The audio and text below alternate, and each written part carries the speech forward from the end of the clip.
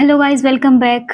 सो आज हम रिव्यू करने वाले हैं हमराही एपिसोड 10, जो कि बहुत पहले आ गया था। मैं लेट रिव्यू करने बैठ रही हूँ जस्ट बिकॉज मैं घर पे नहीं थी यार। आई एम सॉरी, आप लोग को इतना इंतज़ार करना पड़ा। मैं शादी में गई हुई थी और इसी वजह से मेरा थोड़ा सा शेड्यूल ख़राब हो गया था, बट नॉट नाउ। अब मैं फिक्स कर रही हूँ धीरे धीरे, अब सब सही हो जाएगा। अब मैं डेली कंटिन्यू करने वाली हूँ। सो चलिए शुरू करते हैं।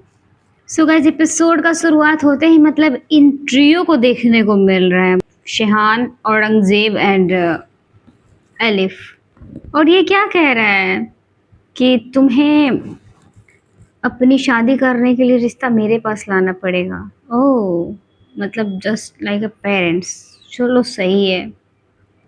यहाँ पे तो शेहान कह रहा है कि हाँ ठीक है, हमें मंजूर है, लेकिन इधर तो अंकल माने ही नहीं है। सिहान के जो फादर है गाजी यूसुफ तो मान ही नहीं रहे। फिर ये शादी कैसे होने वाली है? चलो यार, यहाँ पे सिहान सही किया है, बता दिया है लिफ को कि उसके फादर जो है वो मान नहीं रहे, इस शादी से वो खुश नहीं है, क्योंकि झूठ बोल के और किसी को झूठी दिलासा देने से बेहतर है कि बाद में अगर आगे चल के कोई प्रॉब्लम होता है तो एटलीस्ट उसका सॉल्यूशन तो मिलेगा ना, मतलब सामने वाला गलत तो नहीं समझेगा ना। अच्छा है, बट मुझे ये एलिफ का बर्ताव कुछ सही नहीं लग रहा है। What is this behaviour elif? मतलब मोहब्बत तो बाबा से पूछ के करनी चाहिए। क्या मतलब मोहब्बत बाबा से पूछ के करनी चाहिए? अगर मुझे कोई अच्छा लग गया तो लग गया, अब लग रहा है मुझे उससे मोहब्बत है। अब मेरे पेरेंट्स उसको एक्सेप्ट करेंगे या नहीं करेंगे, उसे पसंद करेंगे या नहीं करेंगे, ये हमें कैसे पता होगा यार? और मोहब्बत कोई चेहरा देख के या फिर ऐसा कुछ तो है नहीं कि देख के सोच के समझ के। अगर अगर मोहब्बत होती तो फिर क्या ही बात होती। और ये एलिफ बात को घुमा के कहाँ से कहाँ लेके जा रही, ये क्या है? वो बस इतना कह रहा है कि उसका बाप नहीं मान रहा है, ये नहीं कह रहा कि अगर मेरा बाप नहीं माना तो मैं शादी नहीं करूँगा, या फिर ऐसा कुछ तो नहीं कह रहा। वो बेचारा बस इतना कह रहा है कि मेरे पापा नहीं मान रहे, हो सकता है कि मना ले। लेकिन नहीं, मैडम जी को तो बात को इधर से उधर घुमाना है, छोटी सी बात को खींचते खींचते बहुत बड़ा बनाना है। पता कैसे चलेगा कि लड़की है? वैसे लड़कियां ऐसी करती है, मैं भी हूँ।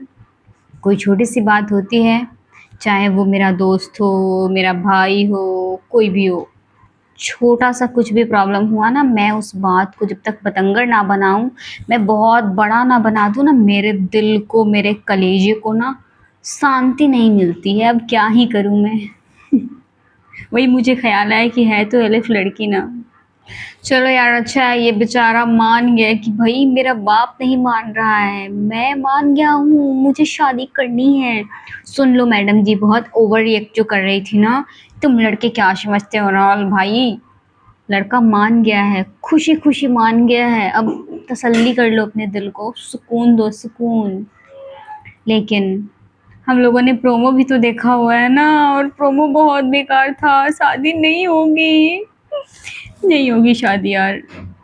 तो चलो फिलहाल इनकी खुशी में खुश होते हैं, बाद में जब ये दुखी होंगे तो हम भी दुखी हो जाएंगे, और क्या ही कर सकते हैं भला। वैसे गाइस, दानिश लग बहुत प्यारा रहा है ब्लैक ड्रेस में, black kurta, sorry black sherwani में बहुत सुंदर लग रहा है। बट एक बात पता है, हमारे तरफ ना शादी करने कोई ब्लैक ड्रेस पहन के नहीं जाता। पता नहीं, ये लोग पाकिस्तानी ड्रामा में देखती हूँ, ब्लैक ड्रेस पहन के ये लोग शादी करने चले जाते हैं। हमारे तरफ तो पता है, ब्लैक ब्लैक कोई भी चीज़ ही नहीं दिया जाता। ब्लैक ड्रेस पहनना छोड़ो, शादी पे हमें कोई सा ब्लैक ड्रेस भी नहीं दिया जाता।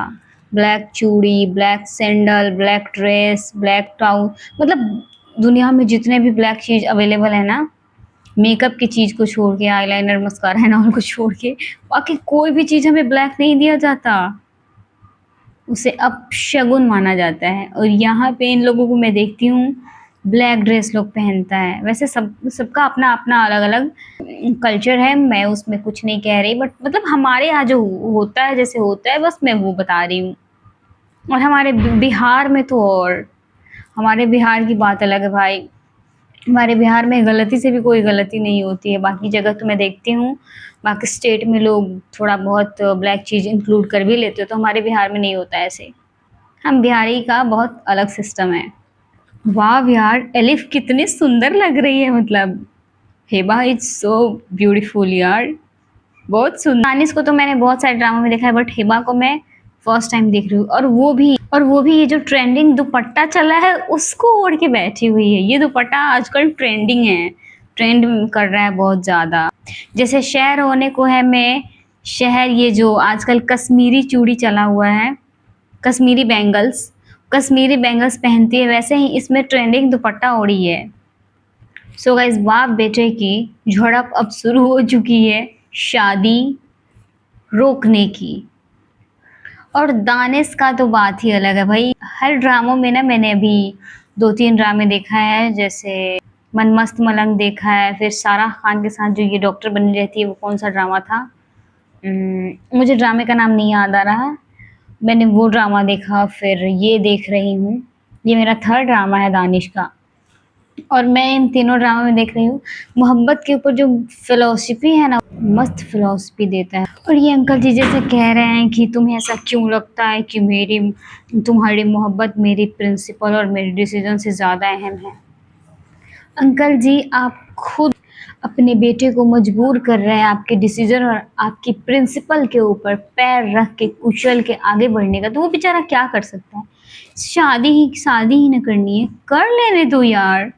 हर जगह तो आप अपनी मर्जी चलाते हैं, अगर एक जगह पे वो अपनी मर्जी चला रहा है तो क्या हो गया, लेकिन नहीं, यहाँ भी इनको अपनी मनमानी करनी है। ओ नो, बेचारे के ऊपर कितना जुल्म कर रहे हैं इनके फादर। मतलब यार, अंकल जी मान जाओगे तो क्या हो जाएगा, हद है। वैसे वैसे बात तो बिल्कुल सही कह रहा है सिहान की, सारा टाइम अंकल जी को रुपया, पैसा, अंपायर, पावर, बस यही, इसके अलावा इनका कुछ है ही नहीं। और सही बात है, ऐसे ऐसे रास्ते पे जब इंसान निकलता है ना, तो फिर उसका कोई मंजिल ही नहीं होता है, क्योंकि वो बस भागते भागते भागते भागते एक दिन इस दुनिया से ही भाग जाता है, दुनिया को छोड़ के चला जाता है, लेकिन रास्ता ख़त्म नहीं होता है। और शांति सुकून तो ऐसे लोगों की ज़िंदगी में बिल्कुल भी नहीं है। और ये अंकल जी बेवजह अपने बेटे को अपने इस फालतू के वाहियात से, घटिया से, यही मेरा लेगेसी है, और बस इसी के पीछे भाग रहे हैं और अपने बेटे को बलि देने के तुले हुए हैं दूसरों से। अब वो, ये बेचारा अगर शादी कर भी लेता है वो बैंकर की बेटी से, क्या हो जाएगा। शादी करके लाएगा, पूरा बैंक आपके नाम हो जाएगा, पैसे आपके हो जाएंगे, लेकिन उसका क्या, क्या कभी उसको शांति मिलेगा, क्या उसको सुकून मिलेगा? नहीं आएगा भाई, नहीं आएगा, क्योंकि सुकून हर किसी के साथ में नहीं आता। और ऐसे लोगों को सुकून में डालना तो और ज़्यादा मुश्किल हो जाता है, जिन्हें किसी और से मोहब्बत हो और शादी किसी और से हो जाए, फिर वहाँ पे सुकून की तो गुंजाइश ही नहीं बचती है यार। बहुत बुरा ज़िंदगी कटता है। क्या बदतमीजी है ये अंकल जी, मतलब सारे दरवाजे बंद कर दो ताकि वो बाहर नहीं जा सके। Feeling very very bad for him यार, very bad for Shiyan, feeling very very bad for Shiyan, because उस बेचारे को बाप नहीं, एक, छोड़ो, नहीं बोलूँगी, आप लोग भी कहोगे लड़की बहुत बदतमीज़ है, छोड़ो। बहुत गंदे हैं अंकल जी, बहुत गंदे, बहुत बड़े वाले गंदे हैं। बट सिहान जैसे कह रहा है, ठीक है फिर ऐसा है तो ऐसा ही सही। जब ऐसे दानिश बोलता है ना, तो लगता है कोई मूवी का हीरो बोल रहा है, कोई मूवी का हीरो बोल रहा है। किसी में दम है ना तो फिर मुझे रोक ले भाई। असली जंग तो अब शुरू हुआ है, अब तक तो हम लोग ड्रामा में कुछ देखे ही नहीं थे, स्टोरी तो अब शुरू हो रही है। भगवान ऐसा बाप किसी को ना दे, मेरे दुश्मन को भी ना देना, ऐसा खड़ूस बाप, बाप रे बाप, ना देना प्रभु, ना देना। अच्छा है हम लोग के पास ऐसे बहुत प्यारे से, बहुत बहुत स्वीट से फादर है भाई, जो कि हम लोग को बहुत प्यार करते हैं। अगर हमें कोई चीज़ चाहिए जो हमें पसंद है, उन्हें पसंद नहीं है, तो वो भी लाके हम लोग को देते थे कि रखो बेटा, तुम्हारी खुशी में हमारी खुशी है। एक ये भी बाप है जिसे अपने अलावा किसी की नहीं पड़ी है, और जिसकी ना बीवी है, ना कोई बच्चा है, इस पूरी दुनिया में एक इकलौता बेटा है, उसकी खुशी से भी इन्हें कोई लेना-देना नहीं है। What is this? I don't understand him. Guys Ziyan बिल्कुल सही कह रहा है कि मुझे भी बेचने के चक्कर में लगा हुआ है मेरा बाप। सही बात है यार, इसे बेचना ही कहते हैं, शादी तो नहीं कहते एटलीस्ट। जहाँ पे इंसान मर्ज़ी से शादी नहीं कर सकता, उसे बेचना ही कहते हैं।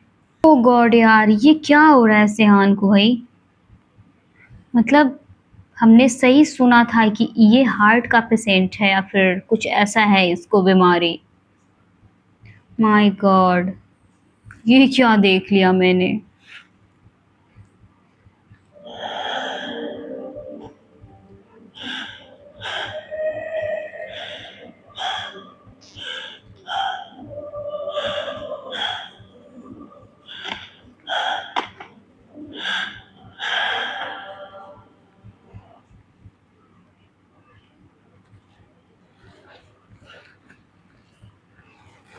यार इस बेचारे को पता नहीं कुछ हो गया, ये कैसा बाप है, बगल में बैठा हुआ है मस्त मौला, ज़रा मतलब कोई फ़र्क नहीं पड़ रहा है कि जो भी हो कोई प्रॉब्लम नहीं है। यार ये कैसा इंसान है? गॉड यार मैं आई रिपीट अगेन भगवान प्लीज़, भगवान जी प्लीज़ ऐसा बाप किसी को ना देना, दुश्मन को भी मत देना।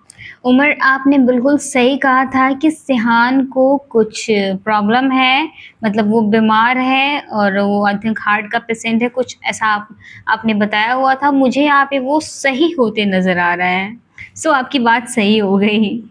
ओ गाइस मुझे ना बहुत बुरा लग रहा है बेचारी एलिफ के लिए। ये अपने दूल्हे का इंतज़ार कर रही है और इसका दूल्हा तो हॉस्पिटल जाने के लिए रेडी हो रहा है। रेडी तो हुआ था इसके पास आने के लिए, बट अब वो बेचारा हॉस्पिटल जाने के लिए रेडी हो रहा है। और अब अंकल जी इतना चिल्ला के और इतना चीख के, इतना फ़िक्र दिखा के क्या फ़ायदा? अब अगर आपका बेटा ये दुनिया छोड़ के चला जाता है, देन आप क्या करेंगे? नहीं, क्या करेंगे आप? ऐसे तो एक शादी उसकी मर्ज़ी से नहीं हो सकती, लेकिन जान उसकी बची रहनी चाहिए। मतलब कैसे हो यार आप? मुझे अब मैं कह सकती हूँ पैसे का भूखा इंसान, बाप नहीं, पैसे पैसे का भूखा इंसान। और ये बेचारी इतनी खुशी से मतलब उसका इंतज़ार कर रही है यार। So sad. इसे तो कोई बताने वाला भी नहीं है कि उसके साथ हुआ क्या है, वो कहाँ है, वो शादी पे क्यों नहीं आएगा। गाइस ये बेचारा हॉस्पिटल जा रहा है और एक इसका बाप है। इतना कुछ इनके बेटे के साथ हो गया, लेकिन इन्हें सबसे ज़्यादा फ़िक्र अपने बेटे की शादी को रोकना है। देख रहे हो? फ़ोन बंद कर दिया। बहुत ही कोई घटिया तरीका था अंकल जी, बहुत गंदे हैं आप, बहुत बड़े वाले गंदे हैं। I hate you uncle ji, I hate you. बहुत गंदे निकले आप, बहुत बड़े वाले गंदे। मैं आपका अपनी वीडियोज़ में बड़ाई किया करती थी कि आप बहुत मतलब क्या एटीट्यूड है, आप क्या चलते हैं, क्या लगते हैं, लेकिन आप तो बहुत बड़े वाले गुंडे निकले, बहुत। गुंडा तो आप पहले भी थे, लेकिन यहाँ जो आपने अपने बेटे के साथ में गुंडाई किया है ना, बहुत ही कोई चीप हरकत था, बहुत ही घटिया हरकत था। और बेचारी चंदा के साथ में क्या किया आपने? और चल तो ऐसे रहे हैं एटीट्यूड में, चौड़ में चल रहे जैसे कि बहुत बड़ा कोई कारनामे को अंजाम दे दिया हुआ है। हाँ, और बेचारी चंदा, उसके साथ ही बहुत बुरा हुआ। मान जाओ बहन, अब तुम्हारा शौहर नहीं आने वाला, तुम्हारा होने वाला शौहर नहीं आने वाला, तो उसका इंतज़ार करना बंद कर दो अब। जो आने वाला ही नहीं है उसका क्या ही इंतज़ार करना। सो सैड यार, ये शादी भी होते-होते रह गई, इतनी खूबसूरत दुल्हन का दूल्हा ही नहीं आया। गाइस बेचारा आया भी और इसको मिला भी तो गलत इन्फॉर्मेशन कि वो अमेरिका चला गया। क्या कहूँ, मुझे बहुत दुख हो रहा है यार, मुझसे ये सब नहीं देखा जा रहा, इतना बड़ा-बड़ा झूठ बोला जा रहा है इसमें। जब शिहान को पता चलेगा कि उसके बाप ने इतना कुछ किया है उसके साथ में, फिर क्या होगा? छोड़ देना भाई शिहान, छोड़ देना अपने बाप को। अपने बाप को, उनकी एम्पायर को ना मुबारकबाद दे के चले जाना। फिर कभी मत मिलना, ऐसे-ऐसे बाप के साथ रहने से बेहतर है ना रहो। मेरा इकलौता बेटा 4 घंटे से बेहोश पड़ा हुआ है। वाह अंकल जी, आपको याद आ गया, आपका इकलौता बेटा है। वाह, इस पे तो क्लैपिंग करनी चाहिए ना। घटिया बाप। यहाँ पे तो आपको याद आ गया कि इकलौता बेटा है, लेकिन जब वो बेचारा शादी करने के लिए अपनी ख्वाहिश जारी कर रहा था, वहाँ पे आपको तो याद नहीं आया कि ये मेरा इकलौता बेटा है। अगर ये डिप्रेस्ड होके मर मर जाए, सुसाइड कर ले, कहीं भाग जाए, कुछ ऐसा ना कर ले जो कि नहीं होनी चाहिए, फिर क्या होगा? उस वक़्त आपको इकलौते उस वक़्त आपको इकलौते बेटे का ख़्याल नहीं आया? कैसे आएगा? आप तो पैसे के भूखे हैं ना, पैसे के भूखे लोगों को ना ऐसा कोई ख़्याल नहीं आता। अरे अंकल जी, इतना एटीट्यूड दिखाने से बेहतर है कि आप चले जाइए, आपको भी पता चल जाएगा आपके बेटे की क्या कंडीशन है। बस ऐसे ही ज़रा-सा बेहोश करने से तो वैसे भी कुछ नहीं मिलने वाला। सो प्लीज़ चले जाइए, चले जाइए। मैं गुस्से में था, ये कहिए ना कि मैं मनमानी कर रहा था। गुस्से में था का क्या मतलब? आप तो मनमानी कर रहे थे। नहीं गया यार, नहीं गया, वो हॉस्पिटल में है, कोई इसे बता दो यार, कोई बता दो यार। ये बेचारी लड़की सोचेगी कि मेरे साथ इतना बड़ा धोखा हो गया, तुम्हारे साथ धोखा नहीं हुआ है बहन। उसके बाप ने चालाकी कर दी है। सो गाइस, फाइनली बता दिया गया कि इनके बेटे को, सेहान को हार्ट की प्रॉब्लम है, वो हार्ट का पेशेंट बन चुका है। ये बात अब क्लियर बताया गया है। उमर ने मुझे पहले ही बताया हुआ था कमेंट करके कि ऐसा-ऐसा है, बट मैं सोची कि हो सकता है, बट मैं कंफर्म नहीं थी। बट नाउ मैं कंफर्म हो चुकी हूँ कि वो उसने सच कहा था, उमर ने सच कहा था। एलिफ बिल्कुल सही कह रही है कि वो उसको जानती है, वो अपना वादा निभाने वाला है, वादे का पक्का इंसान है, लेकिन हम लोग भी ऑडियंस हैं, हम लोग भी कुछ नहीं कह सकते। अगर ऐसा हो पाता कि हम लोग जाके बता देते तो फिर सबसे पहले हम ही लोग इन्फॉर्म करते ना, लेकिन हमारा तो कोई वश नहीं है। सो हम बस देख सकते हैं, दुखी हो सकते हैं यार। बहुत बहुत दुख हो रहा है ये सब देखने के बाद में। बेचारी एलिफ का इतना गंदे तरीके से दिल टूट रहा है। गाइज, ऐसा मेल फ्रेंड तो एक हर लड़की डिजर्व करती है, जो कि संभालने वाला हो, बहुत प्यारा हो, बहुत केयरिंग हो, दुख सुख में साथ दो। ये बंदा इसको प्यार करता है, बट फिर भी ये जिससे प्यार करती है उसके लिए छोड़ दिया है। वैसे ऐसा मेल फ्रेंड मेरे पास है, आई हैव, मेरे पास है एक प्यारा सा मेल फ्रेंड जो कि बहुत अच्छा है। बॉयफ्रेंड नहीं है ब्रो, मेल फ्रेंड है। मेल फ्रेंड और बॉयफ्रेंड में बहुत फ़र्क होता है। मेल फ्रेंड बहुत अच्छे होते हैं, बॉयफ्रेंड तो घटिया होता है। गाइस, सूट करने वाले ने क्या बढ़िया एंगल से सूट किया हुआ है ना। और ये जो फेंक रही है, बैंगल्स को फेंकी है, सीधा यूं जाके प्रॉपर गिरा है। फिर नेकलेस को फेंकी है, वो भी प्रॉपर जाके गिरा है। और बेचारी का दिल टूटा है। अब कितनी बार कहूँ मैं, दिल टूट ही गया है, अब क्या ही कर सकते हैं। गाइज, मैंने कहा था ना, ये बहुत ही अच्छा, बहुत ही प्यारा सा मेल फ्रेंड है औरंग। और देखो, इसका आज का फ्लाइट था, ये बंदा नहीं गया। क्यों? क्योंकि इसकी दोस्त बहुत तकलीफ में है, बहुत पेन में है, इसलिए नहीं गया। और ये बंदी अब पूछ रही है शादी करोगे मुझसे। लिटरली यार, मैं बताऊं, मेरा भी जो मेल फ्रेंड है मुझे बहुत अच्छा लगता है। मतलब उस शादी के वे में अच्छा नहीं लगता। मतलब एज अ ह्यूमन बीइंग बहुत अच्छा है, as a male friend, as a friend, मतलब बहुत प्यारा है, बहुत अच्छा है। और हमारा कास्ट मैच नहीं करता, इसलिए हम शादी नहीं कर सकते। नहीं तो मैं उसको बोलती शादी करने के लिए, भाई शादी कर लो मुझसे, कहीं और जाने से बेहतर है कर लेते हैं। बट हम नहीं कर सकते, बिकॉज क्या करें, हमारा कास्ट मैच नहीं होगा, हमारे किस्मत में तो नहीं है। बहन, तुम ही कर लो अपने मेल फ्रेंड से शादी। गाइस, आज के एपिसोड का हीरो तो यही है, सिहान नहीं, आज के एपिसोड का हीरो औरंग है, औरंग। और ये बंदा कितना बड़ा ग्रीन फ्लैग है, बहुत अच्छा है भाई। और बिल्कुल सही किया, वो सडनली, ये उससे प्यार करता है। अगर कोई और होता ना तो कहता कि चल भाई, मैं इससे प्यार करता हूँ, ये शादी करने के लिए राजी हो गई, तो हम भी राजी हो जाते हैं और सडनली शादी कर लेता। बट ये बंदा उसको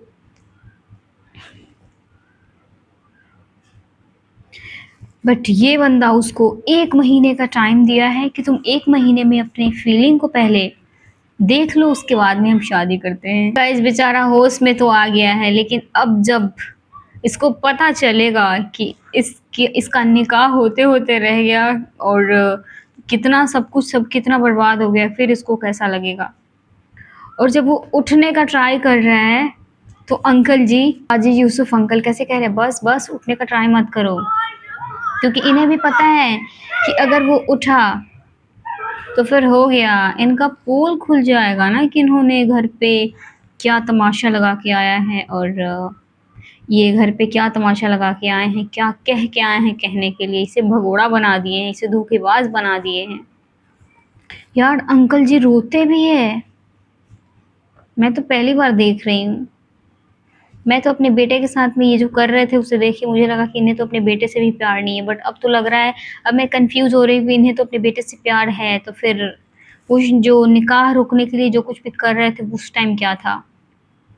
आई डोंट अंडरस्टैंड ये रिश्ता क्या कहलाता है।